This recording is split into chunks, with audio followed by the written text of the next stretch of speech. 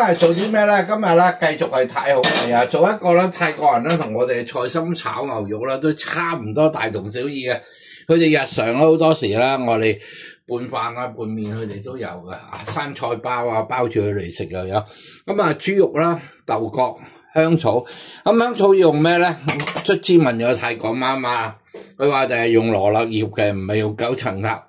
咁啊，俾蒜蓉、辣椒，係咁簡單。早咯。好，首先咧都係燒熱個鑊，俾啲豬肉落去，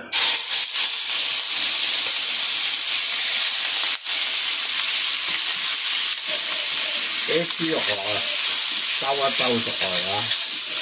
都係嗰句啦，唔好喐佢住啦，由佢煎佢，自身嘅味道啊！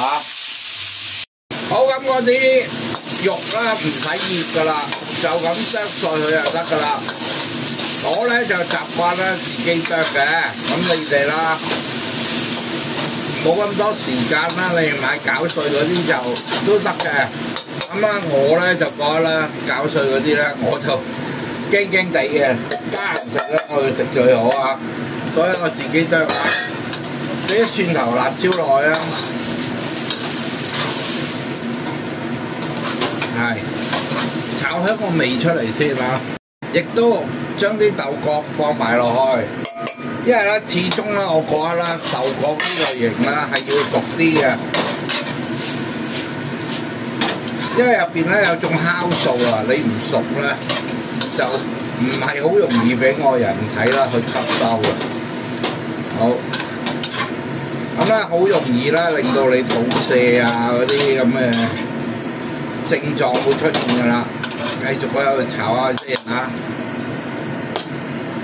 好，咁我自己咧就比較啦，中意辣少少，所以俾啲辣椒膏落去嚇，俾少辣椒膏落去，等佢惹味啲嚇。喺呢度啦，你上邊咧鏟開，繼續唔好大火啊！啲嘢啦，一燶啦就會苦噶啦。咁泰國人啦，佢哋有呢兩嘅好處啊。佢哋咧炒嘢咧係咁樣細火啊，慢慢炒啊，將啲食物咧味道啦慢慢去散發出嚟。咁而家咧我已經聞到啦，好香嘅豆角味同埋豬肉、辣椒、蒜頭味啦。咁啊，繼續去兜下佢。好，咁喺呢個時候啦，我俾埋少魚露到落去啦，大概啦呢度啦。2茶匙到，因為你豬肉啊嗰啲各方面係冇醃過，淨係靠嗰辣椒膏咧，佢嗰鹹味咧係冇乜嘅。咁我哋所以啦，個鹹味啦係好依賴嗰個魚露咯，啊！哇！隔住個電視你都聞到嗰陣香氣係嘛？好，咁最後尾啦，將呢啲羅勒啊擠晒落去。咁咧，另外啦，我咧就改良咗少少嘅，我會俾啲青檸落去嘅。我覺得有啲青檸咧更加有泰味啊！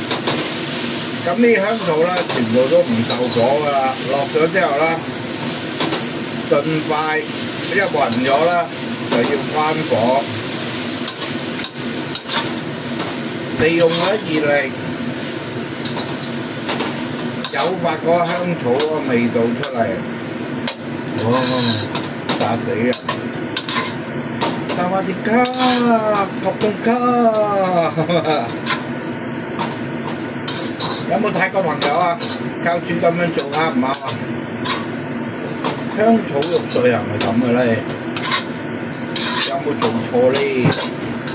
好 good。好食點講啊？泰國話好掂晒，試下味先啊！